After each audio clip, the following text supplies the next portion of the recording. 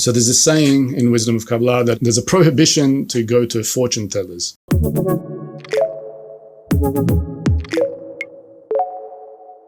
Why is there a prohibition to go to fortune tellers? Not because we don't believe what fortune tellers are saying is correct or incorrect or anything like that.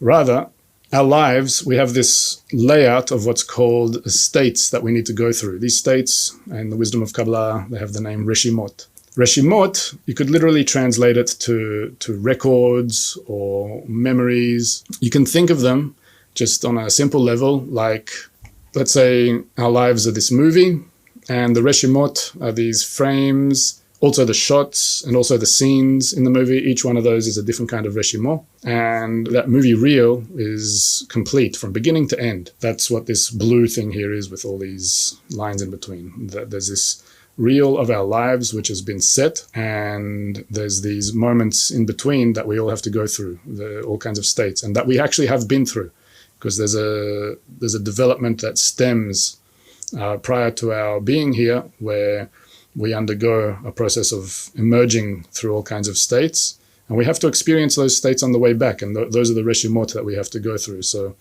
at the moment, we experience these reshimot similar to, let's say, characters in a movie. What's a character in the movie? The character is what's being played on, by the actor, by the script, by all the people behind the scenes, and ultimately by the writer and the director, working on that character to bring about how that character is going in the movie. The character doesn't know what's going to happen in the next moment. He doesn't know what's going to happen in the next scene.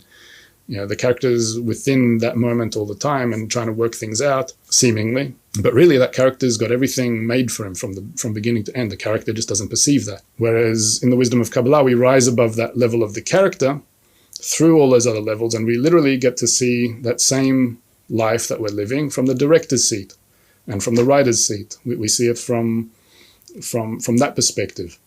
And so why do we say that there's this prohibition on going to fortune tellers? It's because there are these states that we need to go through. Fortune tellers can only see those things at this corporeal level. They might appear as all kinds of external manifestations of these reshimot that we're talking about.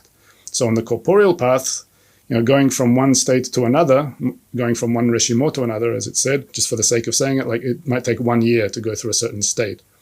And that state is some kind of state we need to go through in order for some kind of shift in us to happen, some kind of redirection, some kind of movement which brings us closer to that ultimate purpose of creation that we're all being led to. That's what happens at the corporeal level.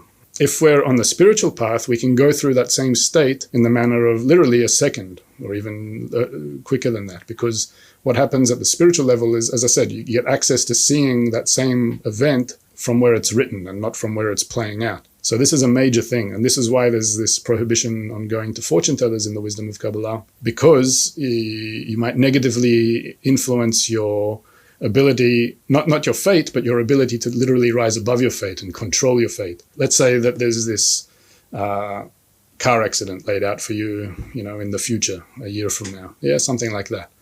So by taking the wisdom of Kabbalah and drawing those forces from above into our lives and learning how to get a grip on that destiny above our reality, so we can experience what that state is inside of us, and we don't need to experience externally. So this is a huge thing. Again, it's very hard to conceptualize and picture, but that's in a few words what we're talking about in relation to rising above time, space, and motion and getting a control of your destiny.